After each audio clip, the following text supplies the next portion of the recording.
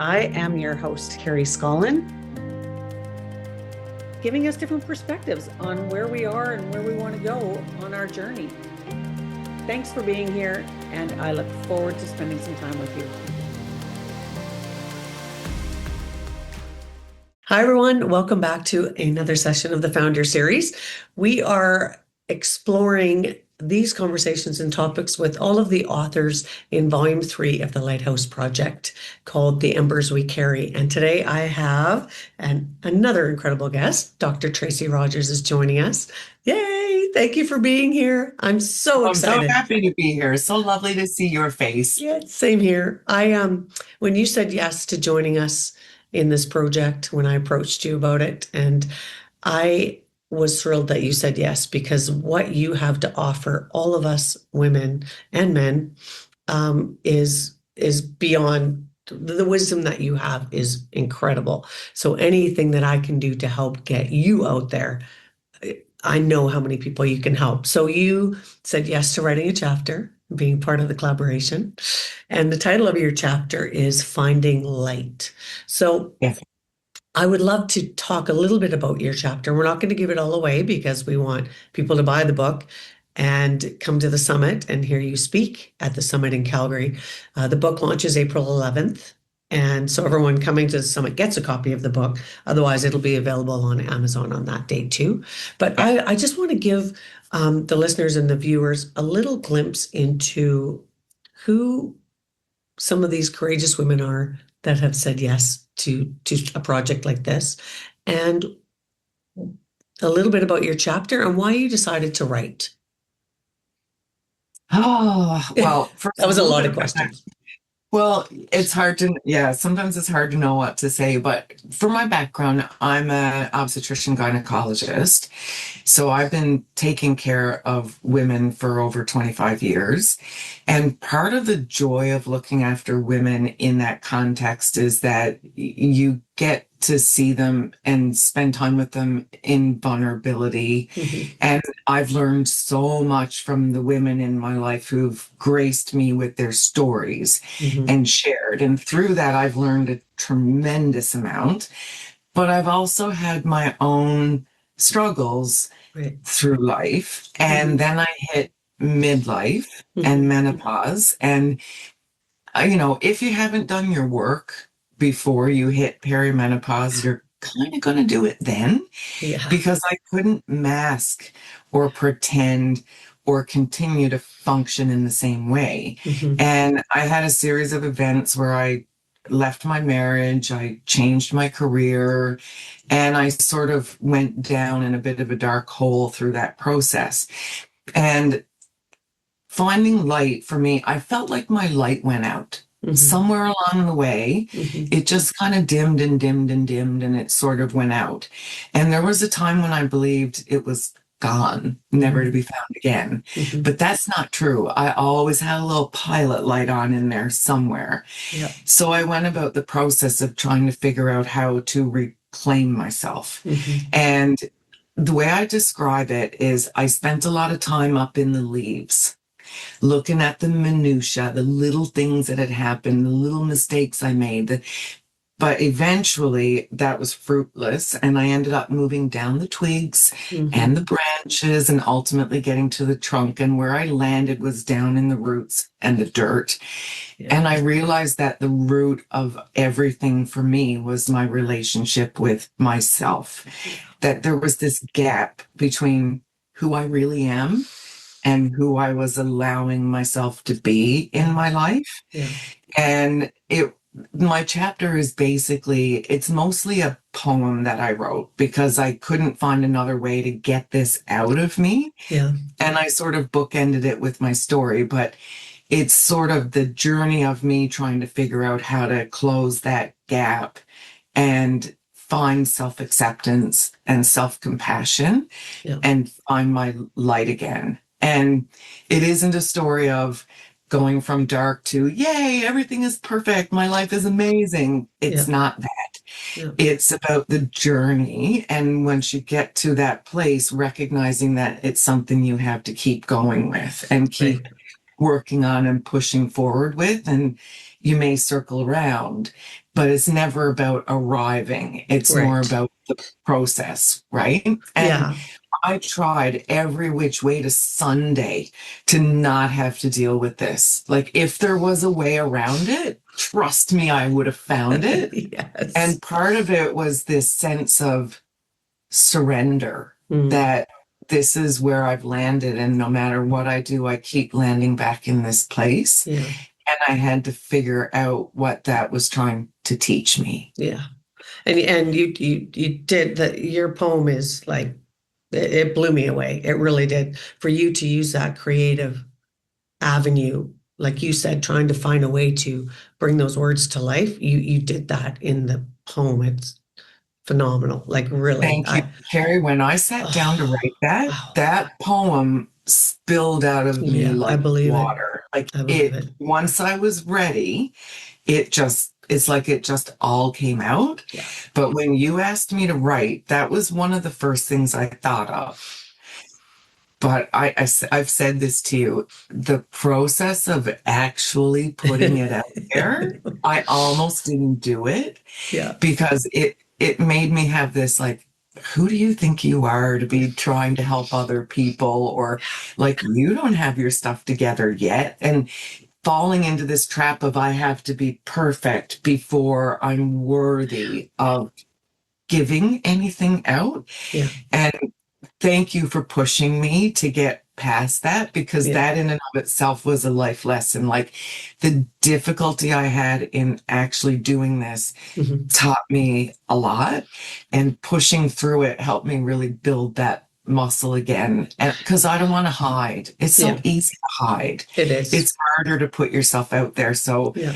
it wasn't an easy process to do this whole thing either. Yeah. And I've heard that. It was the same with me. It's you have the thought of, I can share part of my story, but when it comes down to writing it, it's like, oh, like it brings up a lot of stuff. Yeah. It is hard. It's worth it. It's kind of like taking out your guts and putting them on the table and going, Yes. here are my guts, have a look. Yes. It's like, it feels very vulnerable. Yes. I've learned over the years that your willingness to be vulnerable is what allows you to have real and meaningful connection with other people. Yes.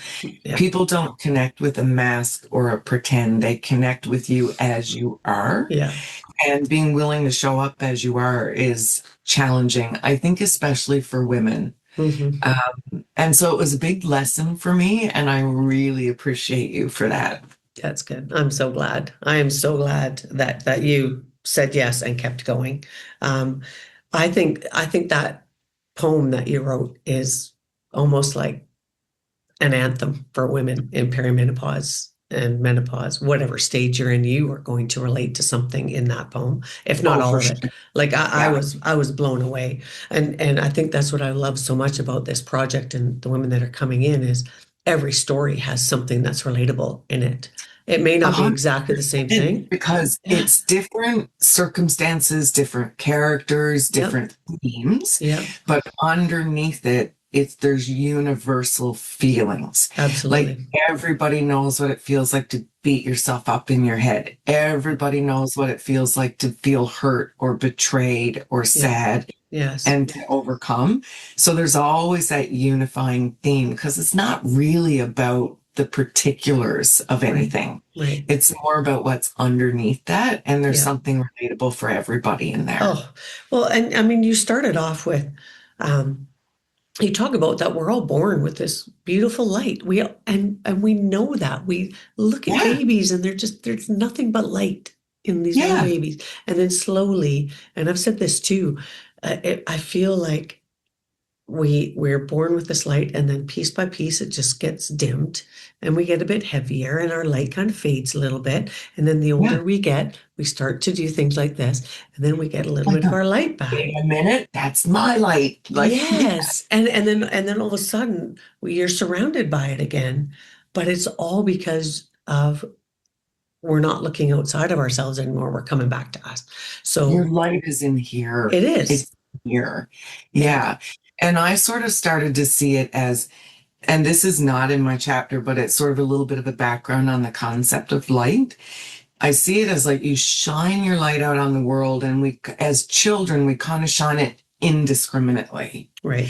And you'll find people who see your light and go, wow, that's a really bright light. That light makes my light look dim. Right. I'm going to put that light out. Yes. And those are light putter outers. Yes. And then there are people who see your light and want to own it or claim it as their own. You're only bright because of me. Right. And I call them light stealers. Yeah. And then there's other people, like when I met you, she has a really bright light to shine. I have a really bright light. If I put my light with her light, oh, wow, what we can do. Yes. That's your tribe. Yeah. So I used to feel like it wasn't up to me what other people did with my light. But now I understand that my light is my responsibility. Yes. So if I shine it somewhere and I realize, oh, this is not the right place for my light, back it comes. Yeah. You're not helpless in what happens to your light. Yeah. And that took me a surprisingly long time to figure out. Yeah. But now I sort of like, I protect it. I try hard not to shine it where it doesn't belong and to recognize that it's mine and it comes from me. Yes. Right? Yeah, absolutely. And you did touch on that in the book, when our light is dimming, and there is an abandonment piece of that we're abandoning ourselves when we allow others to take our light, to dim our light, so it's coming back to that responsibility of, this is mine to choose what I do with it. And so many women that I've had hundreds of conversations, and to put a word to it of the abandoning ourselves is really big, because sometimes we don't have the language to relate it back to us. But that abandonment is a good word. I think it really encompasses so many different things and ways that we do that to ourselves. So I just love how real and honest you were in your chapter about that. And that's what this book is about, is shining light on some of these hard topics. Oh, yeah. And until we bring it to the surface and have women talk about it and share about it, all of a sudden it's like, you don't feel so alone. You're not the only one that's gone through this. And there's a sense of, you also mentioned, like, it's a cage we put around ourselves, and we can open that cage. It's already open. The keys are in your pocket. Exactly. The keys are in your pocket. Yes. But the problem with it is sometimes is if you've been in a cage for a long time, even if you see the door, there's uncertainty of what's out there. Very so true. sometimes we stay in familiarity and call it comfort. Absolutely. And it's brave to step outside the cage and do your thing. And I think women are taught from a very young age that self-abandonment is a virtue. Don't worry about me, let's worry about you. And that women who put themselves higher up the priority list are selfish. So true. And nobody wants to be seen that way. We want to be seen as giving and caring. But if you're always pouring out and you never fill your bucket, you can't pour out of an empty bucket. I tried for a long time. It doesn't work. It's so true. And like you said too, I just keep referring to things you said in the book. But you said, when you are a giver, there's always going to be takers. And I like that balance, right? Yes. And May talks about that. You have to be willing to receive. So I was a giver who didn't know how to receive. So of course I found takers that don't give. For sure. And that was another like eureka moment for me. Like, receiving is not a bad thing. No, it's not a bad thing, but man, you have to practice it. Receiving is not something that comes easy to many of us. And we've talked about that before. Like, most of us can't even receive a compliment. No, I'm terrified of that. We're just like, and it makes me feel all icky. But so the receiving is another big piece of this. You also talked about, when you were coming into perimenopause, that so much happens in this part of our lives, and it happens to all of us, but it was like, it shakes loose everything you said And Yeah. it's true. It's past traumas, it's unmet needs. There's so much that is uncovered because we are no longer, oh, I love that. You said every swallowed truth. And I Mm-hmm. believe that's so much of what your chapter is about that I just love so much is this is about coming back to our truth and the truth of who Mm-hmm. we are. So you talk about, I think one of the sentences was the fear that there was some fear and some love in there, but fear is a necessary companion. It's not something that we can totally dismiss. It's going with you it's everywhere you go. it's together. Yeah, it's together, and we need Yeah. to accept that piece Mm-hmm. of it, right? But there was another Mm-hmm. one. But that's what it was. It was menopause wasn't the end of my light. It was the remembering of it. And when we talk about that light and that inner worth, menopause can also bring you to a whole nother level that you never knew about yourself because you're no Oh, longer completely. willing to not see the truth of what's around you and who Mm-hmm. you are. Yeah. It's And almost like for some of us, like it's like a veil lifts. yeah, We're sort of like, wait a minute, what yeah, about me? yeah, And you also recognize you've probably got more summers behind you than in front of you. yeah, You start to confront aging parents or empty nesting, yes, like it coincides with life in a real way. yes, And I describe to my patients as like, we all hold this beach ball underwater. mhm, And it may be stuff we don't want to acknowledge or we don't want to face or we're pretending or masking. But when perimenopause hits and your sleep goes off and your mental health and you're dealing with all those symptoms, that beach ball comes up in your face yeah, and you can't hold it underwater anymore. yeah, So that's kind of what I was meaning by swallowed truths. Like that was the yeah, stuff that I was like just push down. shoving down Yeah, and being mother, doctor, wife, sister, friend, whatever, whatever, yeah, and just ignoring this part of me that was desperate to be seen. yes, And when it came up, it felt like a disaster, right. but it was actually such a beautiful gift. Yeah, A difficult gift, yeah, but a gift nonetheless, right? yes. And in order, I mean, you are a giver and you are in the field of helping women. Yeah. And but we need your light and we need you to allow yourself to be seen. And Yeah. I believe this was a massive step for you to Huge. put yourself out there and Hmm. look at me, but don't look at me, like, because that's Yeah. such an awkward, like, we don't want people to look at us. We want to help you, but don't see us. And now Yeah. it's Don't like, see me too okay, close. right now it's like, no, we need to allow ourselves to be seen because we are worthy of what we have to offer. And 100%. I know our conversations have gone back and forth around that because we both have some of those things that we deal with the Yeah. allowing ourselves to be seen and who are we to be doing this and that self, judgment that we do.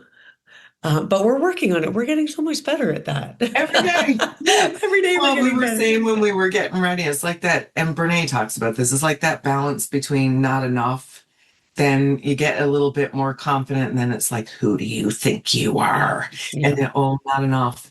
And it's learning to balance that and yeah, recognize that you're okay just like you are, yeah, and you're fallible, and that's okay. yeah. And that nobody wants to see a perfect person up there telling you how to run your life. They No, like imperfection is beauty. yeah, And it just takes absolutely. time to appreciate that in a world that's constantly giving us the message that we're not enough. Not enough. Absolutely. Yeah. Okay, so I want to wrap this up with your, like, when you wrote your chapter, was there a underlying message that you hope women will take from it? I don't think I've really necessarily thought too much about what I hope people will take from it, but I Okay. think the biggest thing I can say is I think what I'm describing in my poem is a bit of a universal struggle. Hmm. And I think a lot of women are alone in that space. Yeah. So I think what I'd like for people to see in it is A, you're not alone. Hmm. and you don't have to be where you are, that Mhm. there is a way out. Yeah. But you know, when you go to the optometrist and they're like, is it clearer now or now? Sometimes I just like to help people flip that lens. Yeah. Like you can feel trapped in this cage, like there's no way out. Yeah. And maybe helping people see that it's the way you see the cage. It's not, the cage is not the problem. It's the way you're seeing the cage. Love And that. kind of walking through my process of the metaphor I used to describe what it felt like to try to step out of that cage. Yeah. I just think a lot of people can relate to that. And at the end of the day, the message is you don't have to jump to perfect. You just have to keep moving. Yes. And it's not as scary as you think. Yeah. Yes. Yeah. I love that. I absolutely love that. One of the final lines in your chapter was fear in one hand, love in the other. Just jump. Just Just jump. jump. Yes. Just do it. Yes. Yeah. I love that. If you wait for the fear to be gone or you wait till the perfect situation, you're going to be waiting forever. Yeah. Yeah. Yeah. That does I agree. I call that getting trapped in when I then all thinking. When I've got all my crap together, then I'll put myself out there. When I lose weight, then I'll like my body. Yeah. It's the other way around. It totally really is. The same And as it took a long time to figure that out. Same. Absolutely. I was always looking for the clarity first. Oh yeah. I wanted clarity and then I would take action. But what I've come to realize, you need to take action and the clarity comes. To get clarity. Yes. It's the opposite. It's often the opposite of the way we're seeing things. Yes. And it's so that willingness to change your perspective. Right. And I also think there's so much power in metaphor. Because when you do a metaphor, it's like you can put it on a different scaffolding. Yeah. So it takes it out of some of that like icky emotion we feel. Yeah. And you can look at it in a different way. Yeah. And then it's like some clarity comes in. Super powerful.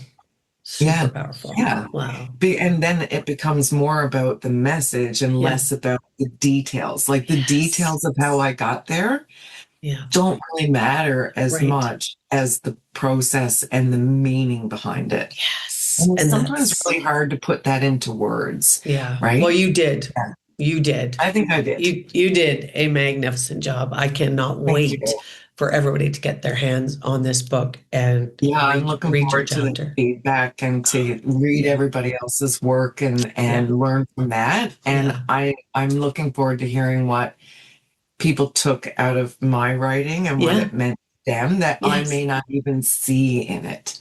Which is, because we all make our own meaning. That's right. So I'm really curious about the meaning that people take out of my words and what it does for them. Like that's powerful. It is. And when I've asked everybody the question of, what was the message they want to take? But I know that it always comes down to is we want them to take whatever they want to take.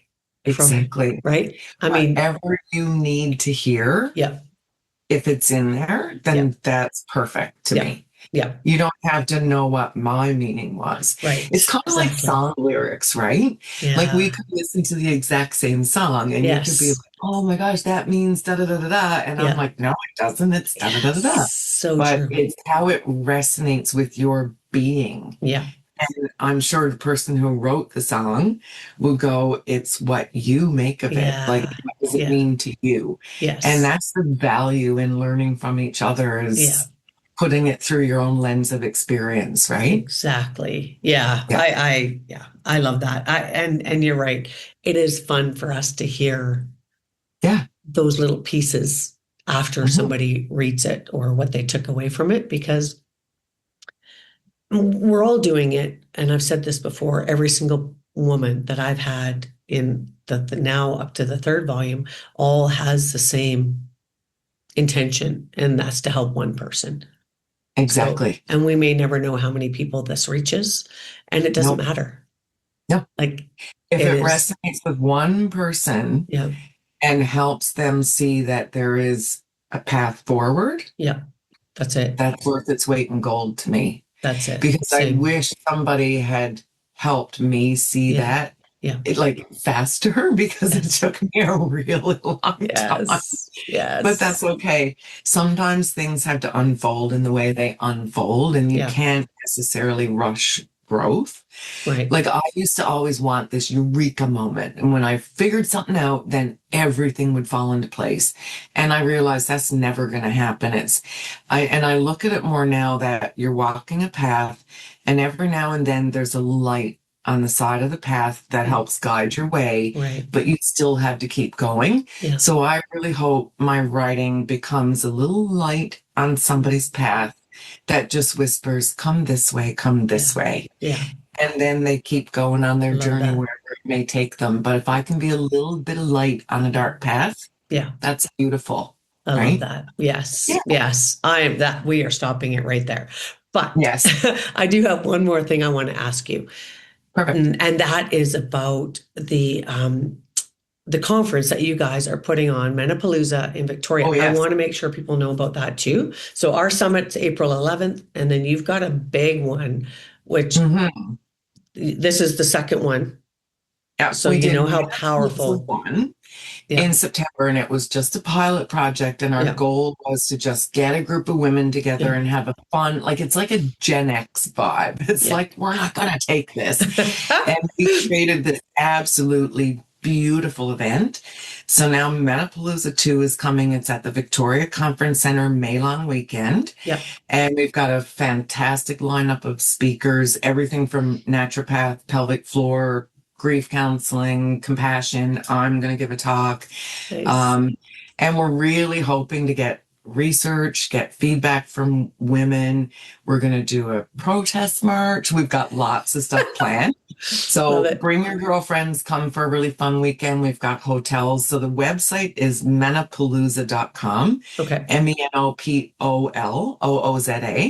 And if you go on the website, you'll see photos from the first event, feedback, some of the research we did at the first event. So all things Menopalooza are on there, and it should be an absolutely phenomenal weekend.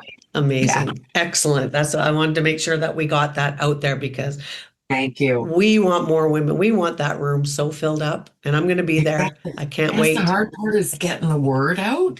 But the women who came, some of them came alone, and they were anxious, like, oh, I'm here by myself. And they instantly made friends. Like it was just so beautiful to watch. Awesome. I'm so excited. I'm just so excited for this year. I think there's going to be some, what is it? The ceiling has been broken? I don't know. Like we're going through. And firsthand the power of women in community with one another. 100%. You've been creating community for women for a long time. And that's what we're trying to do around menopause with Menopalooza. It's not just like here's some information. It's like we're building community, camaraderie, validation, support, and understanding. And our whole theme is no shame and no jerks allowed. Rick, it's like we're all there to have fun. Everybody's welcome. I love it. Your voice matters. So it's just beautiful. Women who are taking charge to do this kind of thing, you included. It's making the world a better place. It is. It totally is. That's why we got to get the word out there for everybody too. And I feel like so much of this is we're doing this for generations that are following us. Like, 100%. Oh my gosh, it's going to, the ripple effect that these sorts of things have are massive, and we may never even know, like I said, how far this reaches, but it's so needed, and you're stepping up and creating it, and I admire that. I admire that in people who jump. And you're jumping, and I am jumping over and over. Yes. That's the point, right? Yes. Yeah. I can't thank you enough for having me in this project. Like, it was a really important exercise in my own personal growth to do this. So thank you. You're so welcome. You're so welcome. And we hope to see everybody at the summit in April. And then I would love to see everybody again in Victoria at Menopalooza. Menopalooza too. You are welcome to come. We'll have our books there. Yep, you betcha. Yep. Okay. Thank you, Tracy. Thanks for being here. And thanks everybody for listening. We'll see you next time. Okay. Take care. Bye. Bye.